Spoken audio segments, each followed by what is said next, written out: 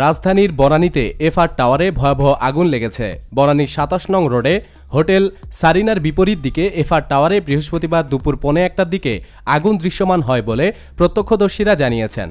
ঘটনাস্থলে ফায়ার সার্ভিসের ১২টি ইউনিট আগুন নিয়ন্ত্রণের চেষ্টা করছে, তবে তাৎক্ষণিকভাবে আগুন লাগার কারণ ও ক্ষয়ক্ষতি সম্পর্কে জানা যায়নি। প্রত্যক্ষদর্শীরা জানিয়েছেন ২২ তলা ভবনটির নিচে ৫টি তলায় প্রথমে আগুন দেখা গেলেও ধীরে ধীরে তা উপরের দিকে উঠতে থাকে।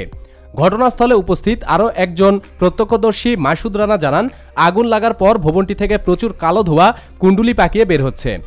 ভিতরে থাকা অনেকেই ঝুলিয়ে থাকা আর বেয়ে নিচে নামার চেষ্টা করছেন। নামতে গিয়ে ৩ জনকে উপর থেকে পড়ে যেতেও দেখেছি। ফায়ার সার্ভিস অ্যান্ড সিভিল ডিফেন্সের নিয়ন্ত্রণ কক্ষের ডিউটি অফিসার আতাউর রহমান জানান, বড় ধরনের আগুন লেগেছে বনানীর এফআর টাওয়ারে। আগুন নিয়ন্ত্রণে আমাদের ১২টি ইউনিট এখনো পর্যন্ত ঘটনাস্থলে কাজ করছে, আরও ইউনিট পাঠানো হচ্ছে। তিনি আরও বলেন, তাৎক্ষণিকভাবে আগুন লাগার কারণ ও ক্ষয়ক্ষতি সম্পর্কে কিছুই বলা যাচ্ছে না। আমরা আগুন নিয়ন্ত্রণে কাজ করে যাচ্ছি, পরে এ বিষয়ে বিস্তারিত জানা যাবে।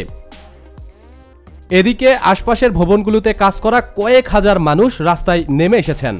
প্রতিদিন সব খবরাখবরের জন্য আমাদের সাথেই থাকুন এবং সাবস্ক্রাইব করুন আরও নিউজ আপডেট পেতে। ধন্যবাদ। প্রিয় দর্শক, আমাদের দ্বিতীয় চ্যানেল সেরা নিউজ থেকে একটু ঘুরে আসুন। ভিডিওগুলো ভালো লাগলে অবশ্যই সাবস্ক্রাইব করুন। চ্যানেলটির লিংক ভিডিও ডিসক্রিপশানে দিয়ে দেওয়া হয়েছে। ধন্যবাদ।